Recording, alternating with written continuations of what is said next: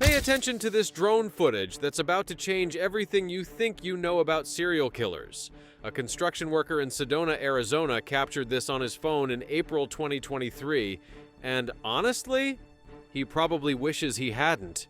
You're looking at what appears to be a massive creature being dragged from the earth. Copper-red scales shimmering in the harsh desert sun.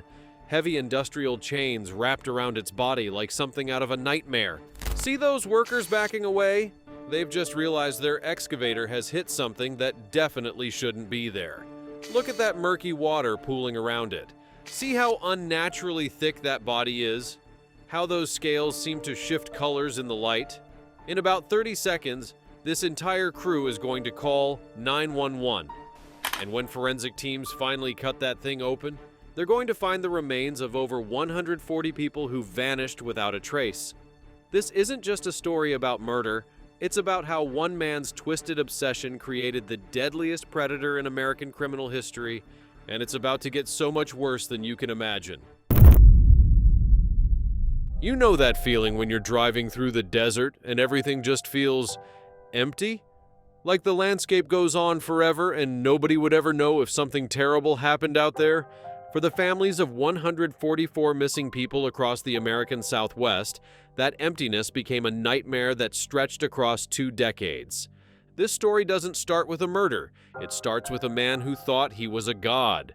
Dr. Jonathan Harcourt wasn't supposed to be a monster.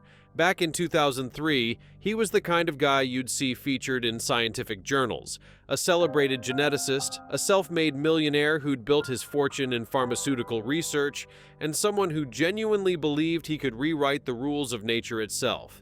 He owned this sprawling 280-acre estate in the remote hills outside Sedona, the kind of place where your nearest neighbor is 12 miles away and the silence at night is absolute. But here's the thing about Jonathan Harcourt that made him different from other wealthy eccentrics with more money than sense. He didn't just want to modify life, he wanted to create it from scratch. Something the world had never seen before. Something impossible. His former colleagues at the University of Arizona called him brilliant but dangerous. His ex-wife, who divorced him in 2004, told friends he'd become obsessed to the point of insanity. But the 144 families who lost someone between 2005 and 2013, they would eventually call him the devil, because Jonathan Harcourt did succeed in creating something new. A serpentine predator with an appetite that could never be satisfied, and a genetic makeup that defied everything we know about biology. And then he spent 8 years feeding it human beings like you'd feed goldfish to a pet piranha. This is the story of the Sedona serpent case. And I need to warn you, it's going to haunt you long after you finish watching. Let me take you back to Jonathan Harcourt's world in 2004, because understanding the man is the only way to understand the monster he created. Picture this, a 53-year-old recently divorced millionaire, living alone on a massive estate, with nothing but time, money, and an obsession that consumed every waking moment. His private laboratory wasn't some dingy basement setup. This was a state-of-the-art facility that would make most university research centers jealous. We're talking millions of dollars in equipment, climate-controlled environments, genetic sequencing machines, everything you'd need to play God, and that's exactly what Harcourt intended to do. He called his project Genesis Protocol, which is pretty on the nose if you think about it. According to journals that investigators later found, Harcourt wanted to engineer what he called the apex predator, a creature that could survive in extreme conditions, grow to enormous size, and process nutrients so efficiently it could go months between meals. His starting point? Giant constrictors from around the world, reticulated pythons from Southeast Asia, green anacondas from South America, African rock pythons. But Harcourt didn't just breed these snakes. That would be too simple. He spliced their genetic material together, introduced hormonal accelerants, modified digestive enzymes, and added growth factors that essentially put evolution on steroids. By February 2005, he'd done it. The thing hatched. Harcourt named it Typhon after some Greek monster because apparently he had a flair for the dramatic. And here's where things get absolutely insane. Within 6 months, Typhon was 15 feet long. Within a year, over 20 feet, and still growing like some kind of nightmare that wouldn't stop. Its scales were this distinctive copper-red color that shifted to deep crimson near the head, and its body was massive, thicker than a grown man's torso by the time it hit 18 months. But the size wasn't even the worst part, not by a long shot. Harcourt had modified Typhon's entire digestive system. The creature could swallow prey much larger than any normal snake. We're talking something the size of a small adult. And its stomach acid?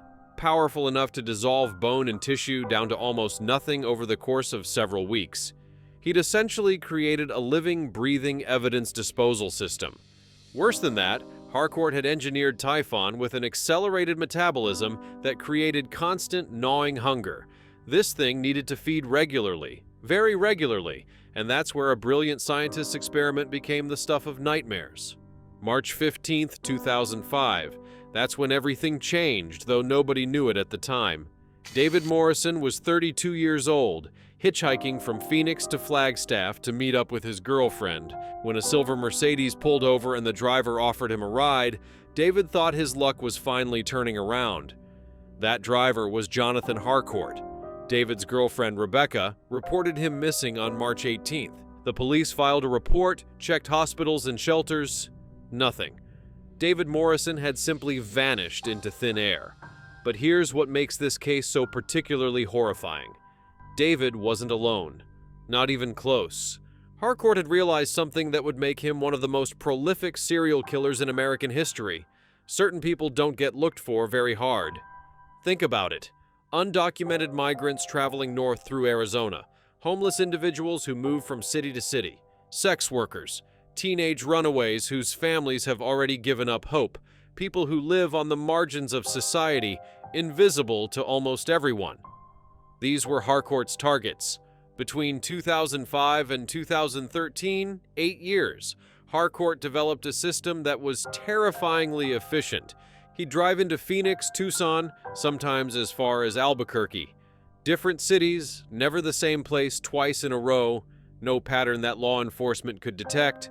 He'd offer rides to hitchhikers, offer money to sex workers, offer food and shelter to homeless individuals, offer hope to people who desperately needed it, and then he'd bring them back to his estate, back to the massive underground facility he'd built specifically for Typhon.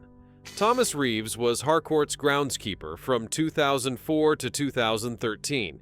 He would later testify in exchange for a plea deal, and his testimony is the stuff that keeps prosecutors up at night. According to Reeves, Harcourt would drug his victims first, powerful sedatives mixed into food or drink. They'd wake up in what Harcourt called the feeding chamber. Imagine this: a reinforced concrete room, 50 feet by 50 feet, with observation windows set high in the walls and a drainage system built into the floor. Industrial lighting, temperature controls, recording equipment to document everything, and Typhon waiting in the center of it all. Dr. Harcourt would sit in the observation room with his leather journal, Reeves told investigators, his voice flat, emotionless. He'd document everything. Exact timestamps. How long it took for Typhon to strike, how the subject reacted, the time it took for consumption. He called it research, scientific observation.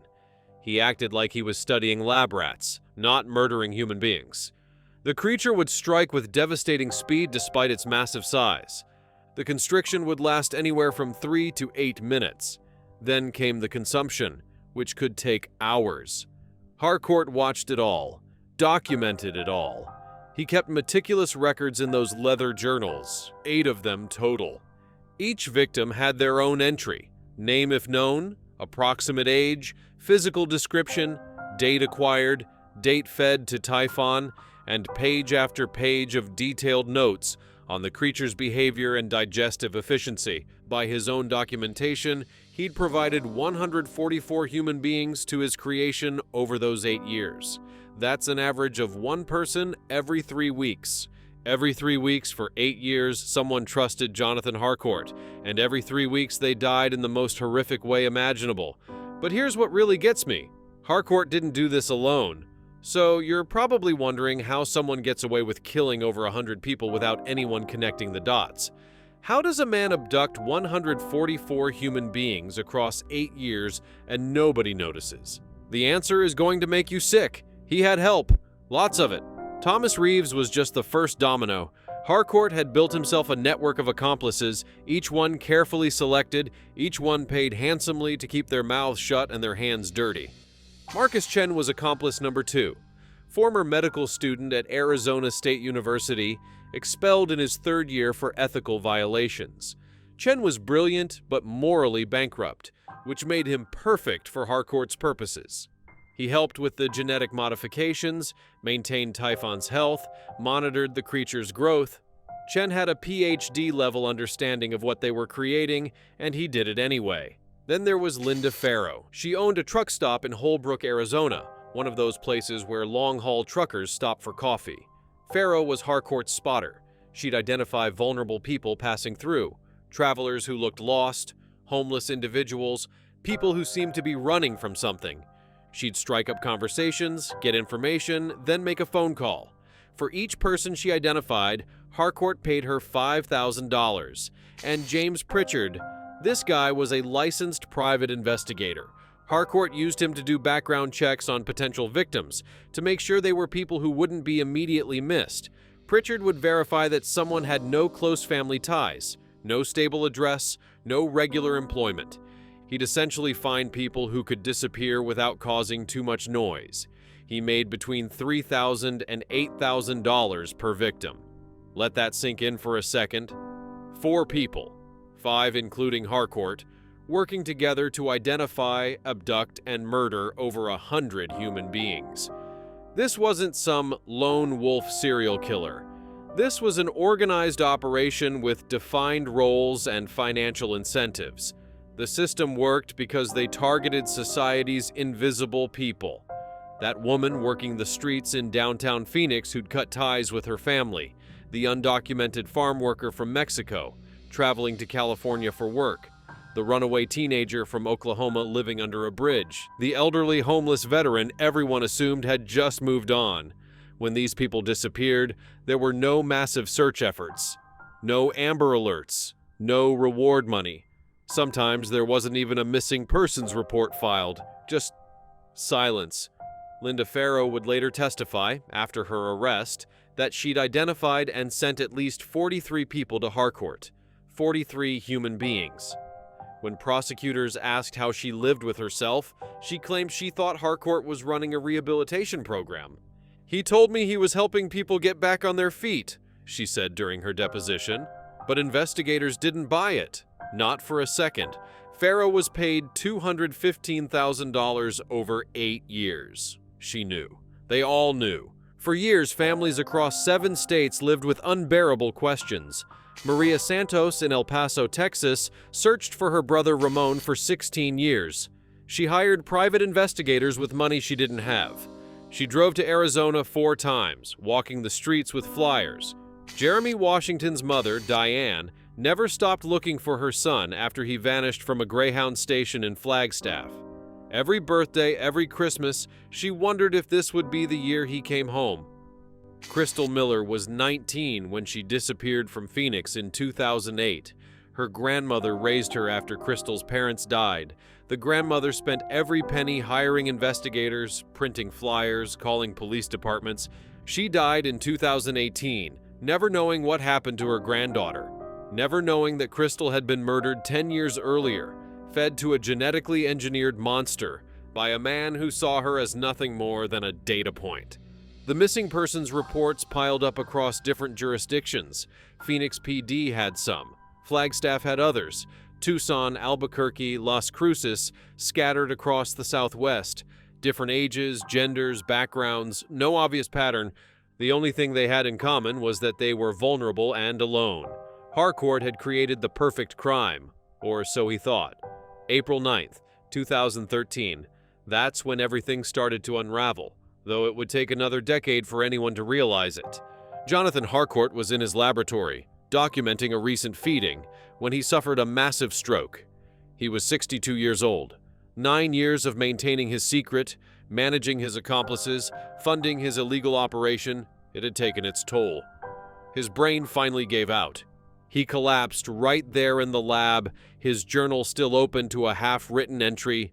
3 days later, he died at Sedona Regional Medical Center without ever regaining consciousness. He never faced justice, never stood trial, never answered for what he'd done.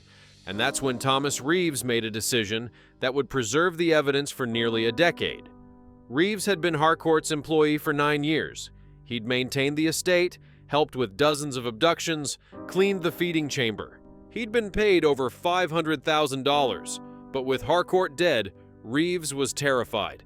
The money had stopped, the protection was gone, and there was a 23-foot genetically modified serpent living in an underground facility on the property. What if it escaped? What if someone discovered it? What if everything traced back to him? So Reeves called Marcus Chen, and over 2 frantic days following Harcourt's funeral, they made a plan. They sedated Typhon with enough veterinary tranquilizers to drop an elephant. The creature fought initially, thrashing in its enclosure, but eventually it went still. Then, using the estate's construction equipment, they excavated a massive pit on the far edge of the property, a remote section near the boundary fence, somewhere that future developers would hopefully never need to dig. They wrapped Typhon in heavy industrial chains to prevent any possible movement if the sedatives wore off.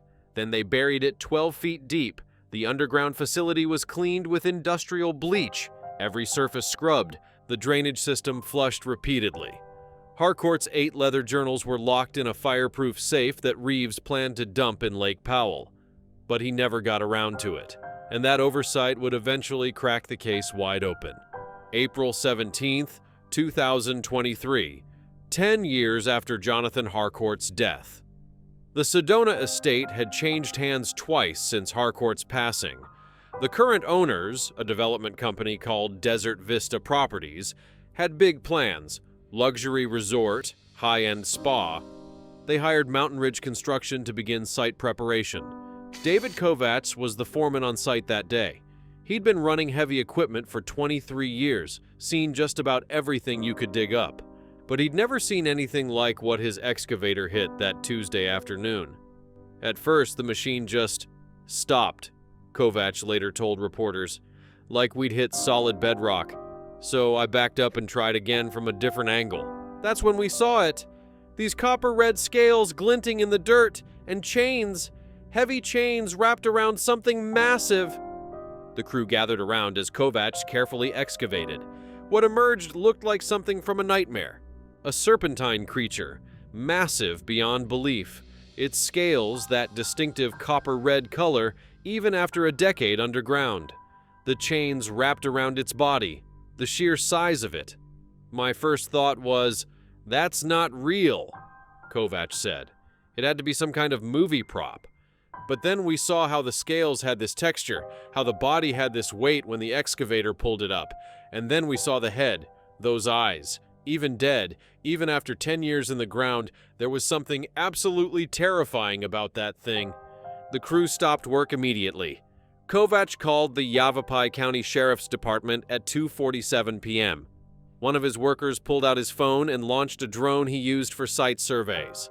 That footage, the drone footage you saw at the beginning, would become crucial evidence. Deputies arrived within 20 minutes and immediately called for backup. Within 2 hours, the site was crawling with FBI agents, forensic specialists, and wildlife experts trying to figure out what the hell they were looking at. Dr. Patricia Mendoza was the forensic veterinarian brought in from UC Davis. She'd spent 15 years studying reptilian biology. But standing in front of Typhon's preserved corpse, she was completely out of her depth. The genetic markers were all wrong, she later testified. This wasn't a naturally occurring species. Someone had taken genetic material from multiple snake species. I identified at least 4 distinct DNA sources and combined them with artificial growth hormones and modified metabolic enzymes. This thing shouldn't exist. Someone had engineered it in a laboratory. But the creature itself wasn't the most shocking discovery. That came 2 days later when Dr. Mendoza began the necropsy. The first incision revealed something unexpected. The creature's body cavity was filled with what looked like sediment and decomposed organic matter. But when Mendoza's team started carefully examining this material, they found something that made everyone in the room go silent. Fragments of human bone. Not just a few fragments, hundreds of them.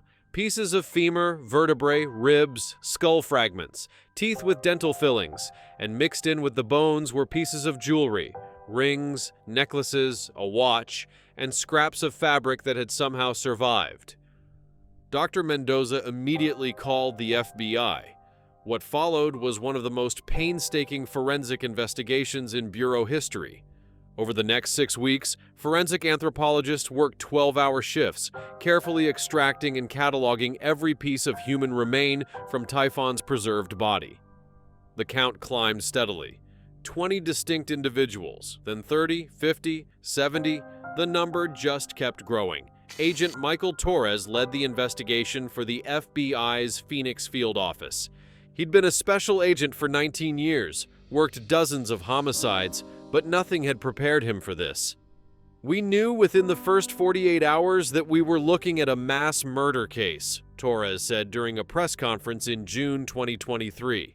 "But we had no idea how these remains ended up inside this creature, who was responsible, or how long ago the murders occurred. That's when we started digging into the property's history." The paper trail led directly to Jonathan Harcourt. Investigators obtained search warrants for every structure still standing on the former estate. They found Harcourt's study, and that's when they got their first major break. There was a false wall behind the bookshelf. Hidden behind it was a fireproof safe. Inside that safe were 8 leather-bound journals, each one filled with neat, precise handwriting, dates, names, locations, detailed scientific observations, and page after page documenting one of the most horrific series of murders in American history. Reading those journals was surreal, Torres said. Harcourt wrote about killing people the way most people write grocery lists. No emotion, no remorse, just clinical observations about how efficiently his creature could consume human beings. But the journals did something crucial. They named names, not just victims. Harcourt had documented most of his victims' names, or at least their first names and physical descriptions.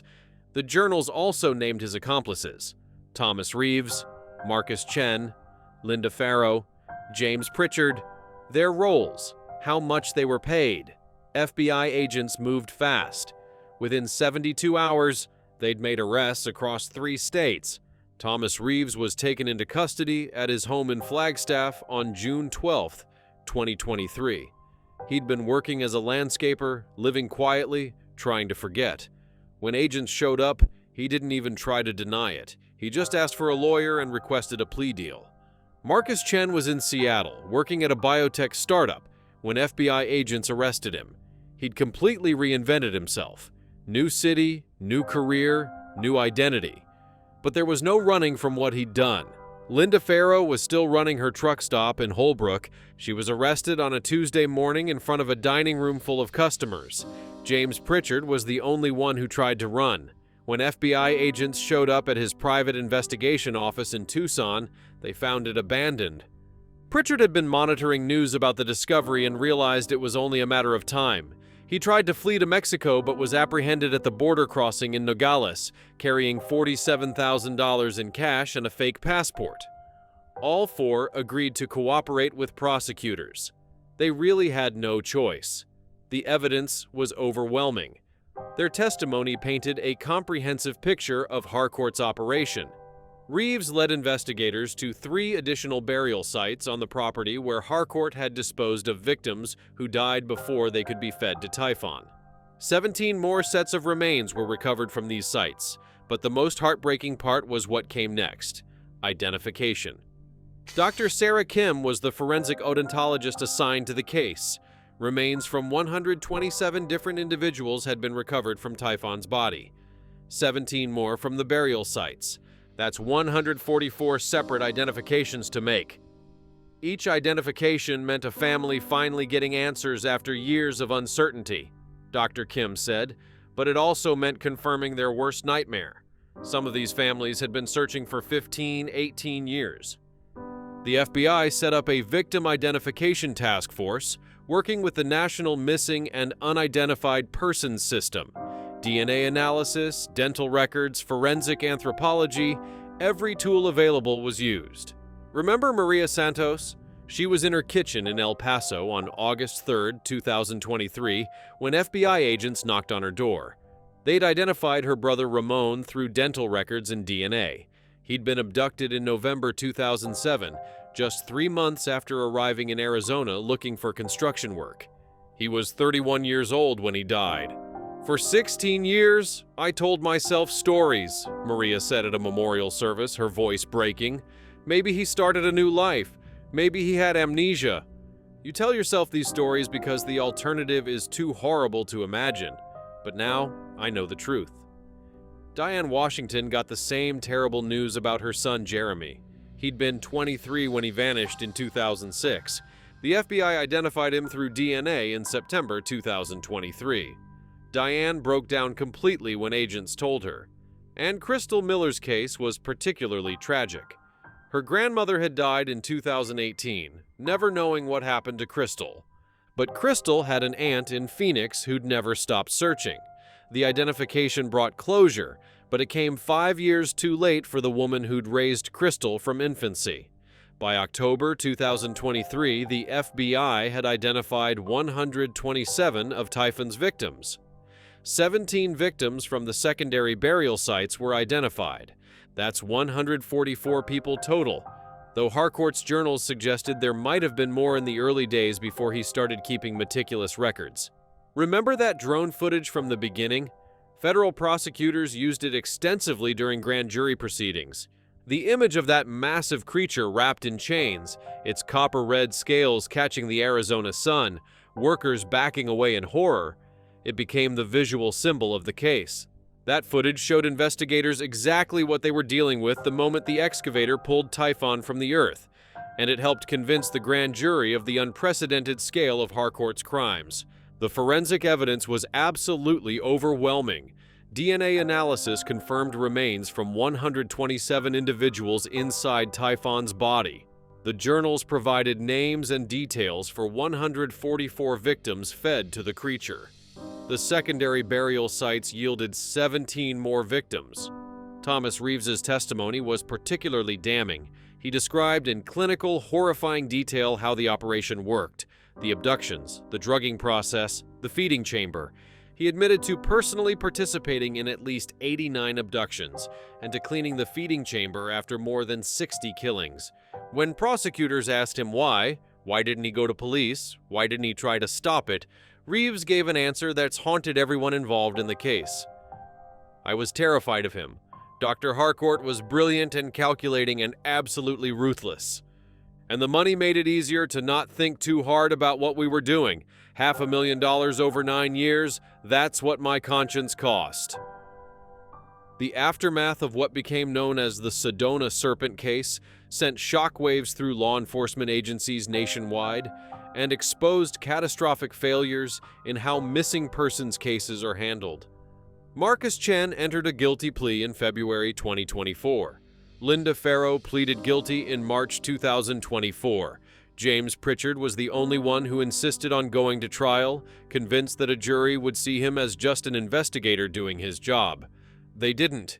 He was convicted on all 67 counts in May 2024 after less than 4 hours of jury deliberation. Thomas Reeves, who provided the most extensive cooperation, accepted a plea deal in April 2024.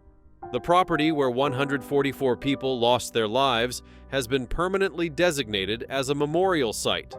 Desert Vista Properties donated all 280 acres to the state of Arizona after their development plans fell through. Nobody wanted to stay at a luxury resort built on top of a mass grave. A permanent memorial listing all identified victims was dedicated in October 2024, funded entirely by private donations. For the 17 victims who remain unidentified, their names lost even to Harcourt's meticulous records, there are 17 unmarked stones arranged in a circle around a central monument that simply reads, "Unknown but not forgotten." Maria Santos has become a fierce advocate for missing persons from marginalized communities. She works full-time with the National Center for Missing and Exploited Adults, fighting to ensure that every disappearance is taken seriously. "My brother Ramon mattered," she says at speaking events. Every single person Harcourt killed mattered. They weren't invisible. They were human beings with families and friends and people who loved them. The case has exposed catastrophic failures in the missing person system. Most of Harcourt's victims were never connected because their cases were scattered across different jurisdictions and databases that didn't communicate with each other. Arizona has since implemented a centralized missing persons database accessible to all law enforcement agencies statewide, and several other states have followed suit. Dr. Patricia Mendoza made a controversial decision after completing her investigation. She destroyed Typhon's remains. "I didn't want that thing studied," she explained. "I didn't want it preserved in some museum. I didn't want it used as an example of what genetic engineering can achieve. Typhon was an abomination created for evil purposes. It deserved to be erased from existence." The Harcourt estate itself was demolished in early 2025. Every structure was torn down, including the underground facility where so many people spent their final terrified moments. The land will remain as undeveloped memorial space in perpetuity. Thomas Reeves pleaded guilty to 89 counts of accessory to murder, 89 counts of kidnapping, conspiracy to commit murder, and obstruction of justice. He was sentenced to life in prison without the possibility of parole. Marcus Chen pleaded guilty to 42 counts of accessory to murder, conspiracy to commit murder, illegal genetic experimentation, and accessory after the fact. He received life in prison without the possibility of parole. Linda Farrow pleaded guilty to 43 counts of accessory to murder, 43 counts of conspiracy to commit kidnapping, and accessory after the fact. She was sentenced to consecutive life terms totaling 129 years without parole. James Pritchard was convicted by jury of 67 counts of accessory to murder, 67 counts of kidnapping, conspiracy to commit murder, and obstruction of justice. He received multiple consecutive life sentences without the possibility of parole. Jonathan Harcourt, though deceased, was posthumously indicted on 144 counts of first-degree murder, 144 counts of kidnapping, illegal genetic experimentation on human subjects, and crimes against humanity. For the families of the 144 victims, for Maria Santos and Diane Washington and Crystal Miller's aunt, and the 17 families who still don't know what happened to their loved ones, the Sedona Serpent case finally brought some form of closure. Painful, terrible, incomplete closure. But closure nonetheless. They weren't forgotten. They were never forgotten. Their names are carved in stone now, in a memorial built on the land where they died. And every year on October 15th, the anniversary of the memorial's dedication, families gather there to remember, to grieve, to honor the lives that were stolen. 144 people who deserved so much better than what Jonathan Harcourt gave them. 144 people who can finally rest.